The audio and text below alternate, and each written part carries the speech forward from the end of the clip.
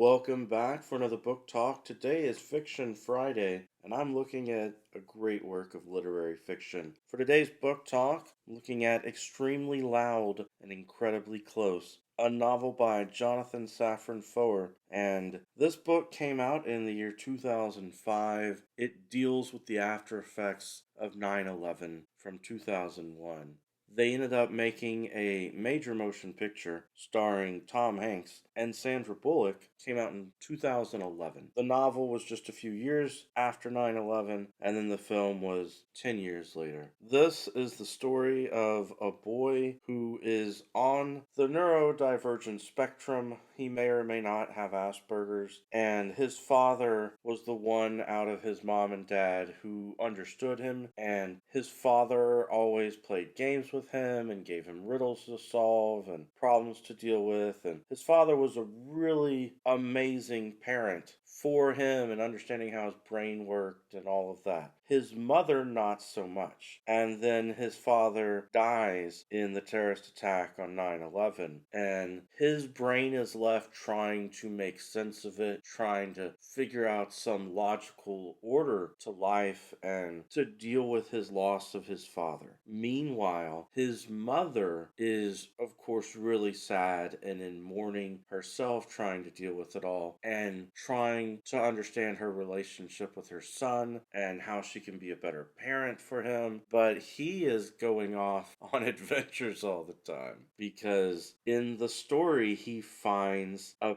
piece of a puzzle, a clue that he believes his father left behind for him to solve. And he becomes obsessed with solving this mystery. And it brings him all over New York City, meeting all kinds of people. I should mention that living nearby is his grandmother, and she rents out a room to a strange, mysterious man they just call the renter. And through the events that happen with this, even though he is not supposed to talk to the renter and he's supposed to leave the renter alone, he ends up also bonding with and developing a relationship with this mysterious man. And there's a lot to this story as an emotional roller coaster up and down. Without giving you spoilers, I really can't say that much more than I've already said, other than it's a really amazing story that deals with powerful, important themes with family, with loss, with trying to understand each other in relationships. I highly recommend this book to everyone because it helps you to understand life and relationships. And it's a really good story, I feel. The boy goes through a lot of pain and a lot of suffering, and he keeps searching.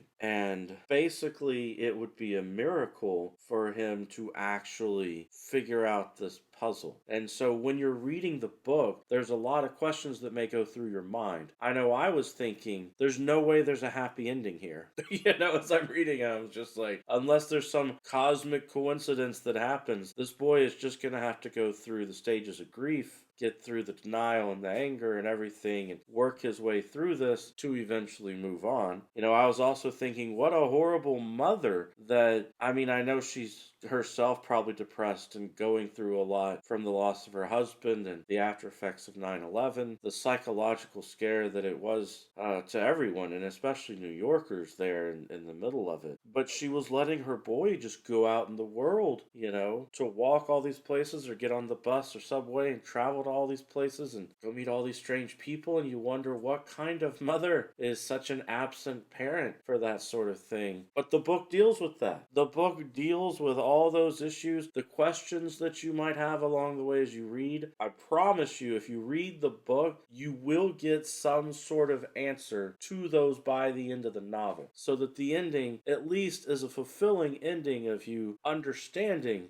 these people, understanding the characters and what they've gone through. If you want a book that's going to potentially make you cry a lot, tear up, you want a book that's an emotional roller coaster to perhaps provide a catharsis of some sense in some way, then I highly recommend Extremely Loud and Incredibly Close And you can get the book with different covers. I remember when I first saw it, it was the big hand, but there are also the film versions of the cover that have the boy's face zoomed in with his eyes, with his hands on his face, with the title words and such on his hands. Very well done artwork for the covers. All right, that's it for today's book talk. Every day is a good day for a book talk. Peace.